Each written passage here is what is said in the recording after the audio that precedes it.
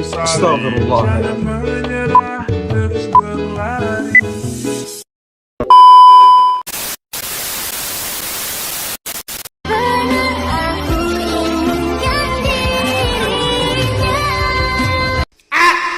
Assalamualaikum warahmatullahi wabarakatuh. Halo everyone. Di sini aku mau ngejelasin tentang jenis-jenis modal. Mohon diperhatikan dan disimak ya teman-teman. A few moments later. Modal adalah dana yang bisa digunakan sebagai induk atau pokok untuk berbisnis, melepas uang dan sebagainya.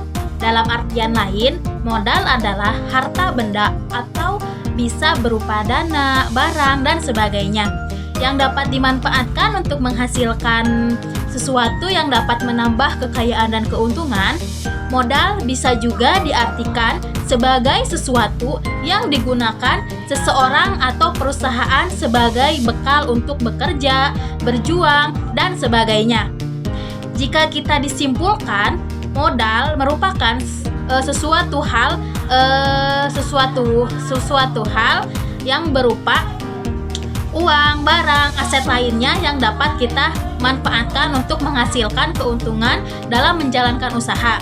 Dalam prakteknya, modal dapat dikategorikan ke beberapa jenis seperti modal dana tunai dan non-tunai, hutang piutang, semangat, ilmu, relasi, keahlian, keyakinan, brand, ide, dan lain-lain. Tapi, kita melihat dulu catatan sejarah tentang pasar modal. Dari kacamata sejarah, belum diketahui secara pasti sejak kapan istilah modal diperkenalkan. Namun, satu hal yang dapat diperkirakan bahwa setiap orang yang berdagang sejak zaman dahulu hingga sekarang pasti memerlukan modal. Modal tersebut bisa didapatkan melalui bekerja dengan berburu, belajar, bersyair, dan bercocok tanam, dan sebagainya. Kemudian modal tersebut dijual atau dibarter dengan sesuatu yang takarannya lebih setara atau lebih tinggi, yang diolah lebih dulu. Dari modal yang terkumpul, seseorang bisa memerlukan bisnis. Terkadang seseorang memiliki modal berupa skill dan hal-hal yang tidak bisa diuangkan. Di sisi lain, ada orang lain yang memiliki modal berupa uang namun tidak bisa menjalankan bisnis, baik karena kesibukan ataupun tidak ahli dalam bidang tersebut. Maka dimulailah kerja sama antara satu pihak dengan lain untuk menjalankan bisnis bersama berdasarkan modal yang mereka miliki. Jika kerjasama tersebut menyebar ke publik, maka muncullah pasar modal. Disebut pasar modal karena publik bisa menjadi permodalan sebuah perusahaan tanpa harus kenal dekat dengan pemilik bisnis. Kemudian, modal yang dimiliki dari investor tersebut dapat dijual kepada investor lain. Sekarang, mari kita melihat catatan sejarah tentang pasar modal. Nah, kita akan menjelaskan tentang jenis-jenis modalnya. Ada beberapa kategori dan jenis modal yang perlu kita ketahui. Yuni akan membahas jenis-jenis modal sebagai kategorinya, yaitu yang pertama ada jenis modal berdasarkan sumber. Berdasarkan sumbernya, modal terbagi menjadi dua, yakni modal internal dan modal eksternal. Yuni akan membahas modal internal dulu ya.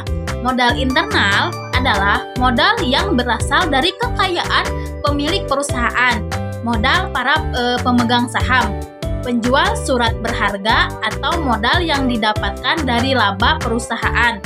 Contohnya modal internal adalah kendaraan, inventaris, alat produksi, tabungan pribadi, gedung, saham, tanah, keuntungan perusahaan, dan sebagainya yang tidak menggunakan kekayaan pihak luar.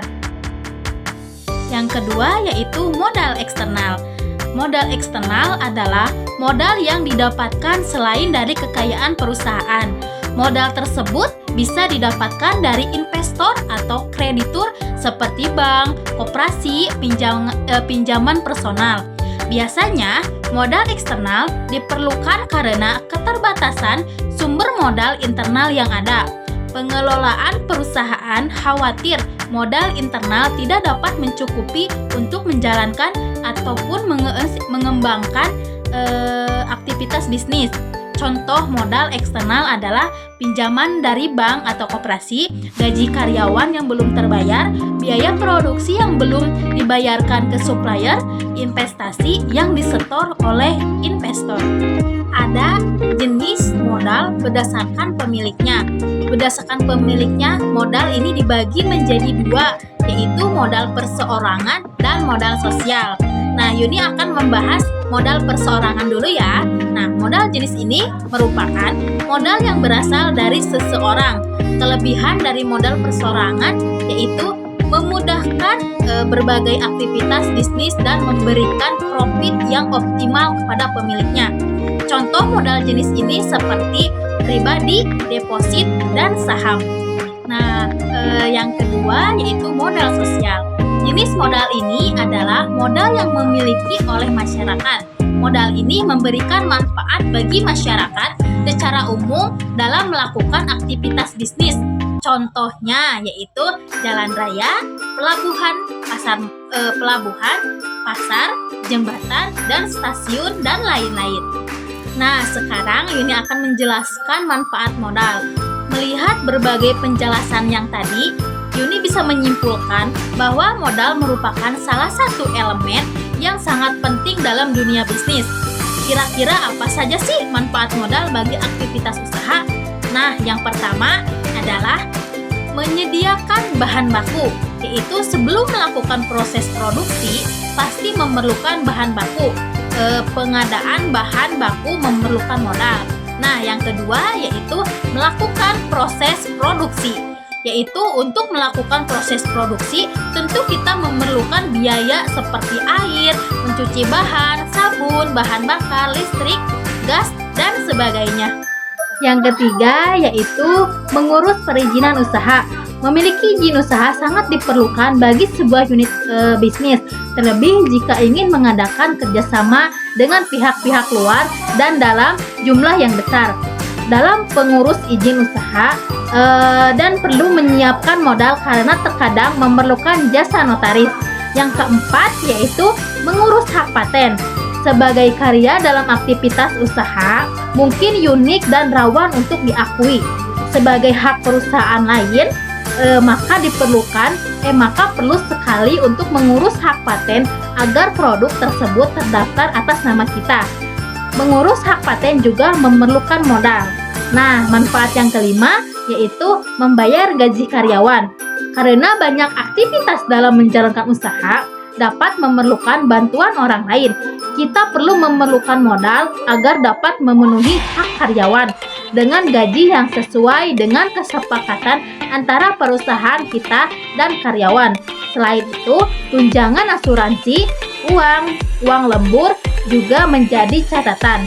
Nah, manfaat yang keenam yaitu simpanan. Perusahaan yang baik dalam perusahaan yang mempunyai simpanan tabungan sebagai dana cadangan. Simpanan ini juga bisa berfungsi sebagai pasar modal pada keadaan mendesak. Nah, manfaat yang ketujuh yaitu meningkatkan kepercayaan pihak lain. Keberadaan modal dapat meningkatkan kepercayaan calon mitra kerja sama kita. Sebagai calon mitra mempertimbangkan kondisi finansial perusahaan yang akan bekerja sama dengan kita. Hal ini tidak mengherankan sebab untuk memastikan bahwa perusahaan yang akan bekerja sama tidak main-main. Nah, manfaat ke-8 yaitu keperluan lainnya. Keperluan lain yang membutuhkan modal adalah untuk membuka cabang baru, memperluas pasar, transportasi, pulsa, inventaris perusahaan, dan keperluan perusahaan lainnya. Sekian video atau pembahasan tentang jenis-jenis modal. Semoga kalian mengerti dan paham dari penjelasan Yuni. Wabillahi taufiq wal hidayah. Wassalamualaikum warahmatullahi wabarakatuh. Bye-bye.